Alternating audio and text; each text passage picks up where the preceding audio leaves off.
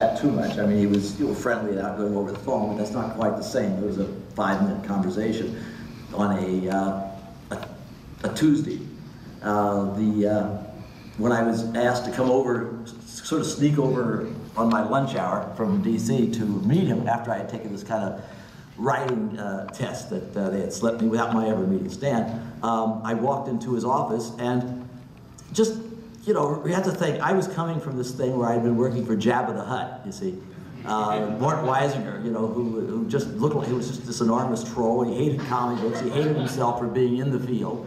He hated everybody who worked for him, or with him, or came in contact with him, or read a comic book, or had ever known anyone who read a comic book. Roy loves to tell us how he feels. So while I was working for him, trying to do my best job, but I was really, pretty miserable, but determined to stick it out if I could. And luckily, I had a fellowship to a university in the back pocket if that didn't work out, so it wasn't like I was desperate.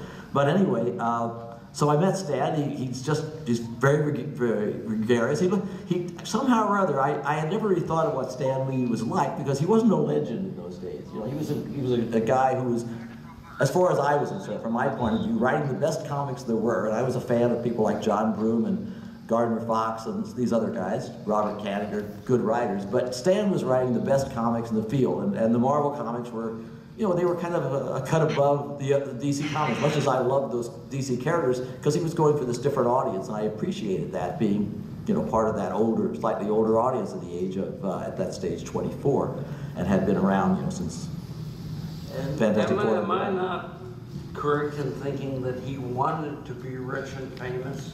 I mean, when we met him, he was about 42.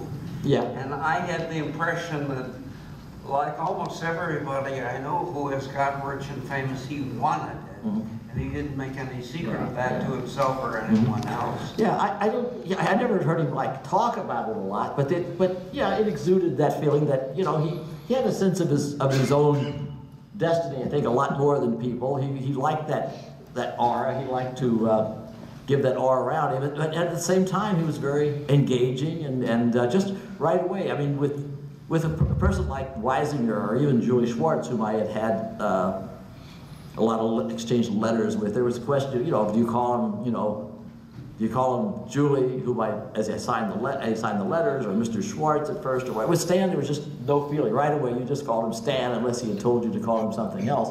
And we just, kind of hit it off. We weren't that much alike, really, particularly, but, I didn't have any of that desire to be, rich and famous. I wanted to be rich and obscure, but,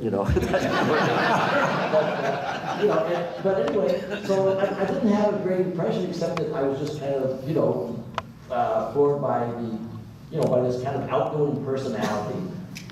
Here was somebody offered me a job, so I took it. But I don't know if I had any other profound things. You came along a little later. Yeah, you had that.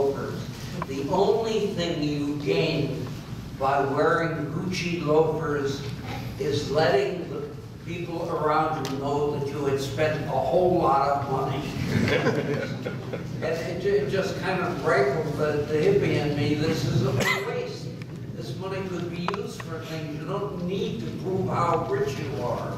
Well, he probably really did need to prove that on some level. Yeah. He wasn't rich, but he was, wealthy. I mean, wealthy enough by all practical consideration. He had a nice house out in Newark Harbor, Long Island.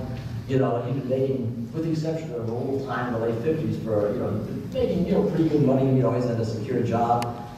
He lived in a neighborhood. I know I was never there, but I know that a lot of his neighbors were rather wealthy, were businessmen and things of that sort. So Stan was he's probably the poorest man in the neighborhood in a way, but he was doing pretty well, But it was still comic book money, He was doing okay by comic book standards. He was probably doing as well as almost anybody, except maybe Mort Weisinger, who had a lot of stock options in DC and things. But he is the only person I know who ever had. He had a little triptych on his desk here. Not when he came there. He put up, had a picture of himself and his wife, and a picture of his daughter, and a picture of his car. his car, you know, I forget if it was a Rolls Royce or a Mercedes, it wasn't an Impala. But I mean, that is, I don't remember the Gucci because you're a reporter, I would have known what Gucci stood for at that stage. I had, of course, have to know. You sure it wasn't the G on Galactus? No. It wasn't the G on Galactus, it was Gucci. No, remember the first thing he made you and I do? You had to take me to buy a suit. I mean, I was working in a back office with no windows. I did not see another human being sometimes from 9 to 5. Well, maybe was in that office. Sometimes. Sometimes. And there was a lady who was... The commercial comics lady. Yeah. I did a Hojo Cola book for her. Yeah. But you didn't have any windows. It was just a little tiny room. You didn't Yeah, I'm not sure you saw on the floor. but I had to work